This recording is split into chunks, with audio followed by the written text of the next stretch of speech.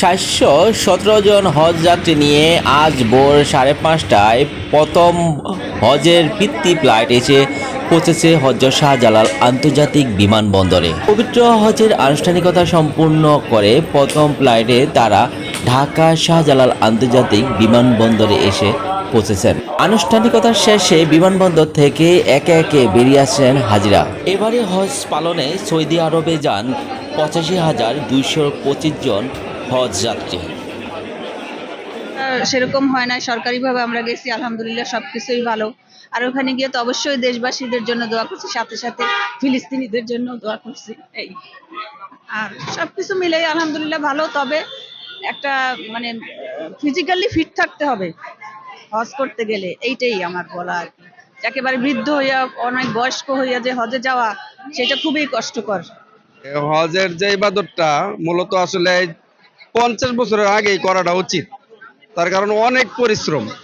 এমনি আমরা বই পুস্তকে যাই পড়েছি বা আমাদের বাংলাদেশের হাজিরা দেখা যায় যে ম্যাক্সিমাম বৃদ্ধ হয়ে যা হজে, কিন্তু আসলে আমি এবার যে আমার ধারণাই পাল্টে গেছে, এটা যুবক বয়সে হজ করাটা উচিত। আর বিমানবন্দরের ব্যবস্থাপনাও বাংলাদেশের মানুষের কাছে যা শুনি আসলে তেমন খারাপ না, খুব ভালো লাগছে। সবার আচার আচরণ বা লাগেজ ব্যবস্থাপনা বিমানের ভিতরে সব আল্লাহর মধ্যে ভালো। আলহামদুলিল্লাহ দোয়া করেছি আল্লাহ তাবারক ওয়া তাআলা যেন আমাদের পরিবারের পরিজনের পরে যেন দেশবাসীকে আল্লাহ পাক সেই কাবাঘর এই জিয়ারত করায় এবং ওনারা যেন যাইতে পারে, সেই জন্য আল্লাহর কাছে বেশি বেশি করে দোয়া চেয়েছি। দেশে গভর্নমেন্ট ভালো একটা ব্যবস্থা নিচ্ছে।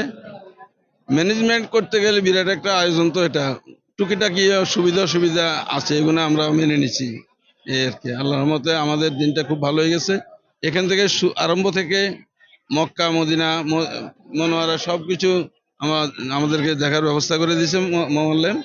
তারপর আমাদের থাকা খাওয়ার ব্যবস্থা খুব সুন্দরভাবে ম্যানেজ করছে।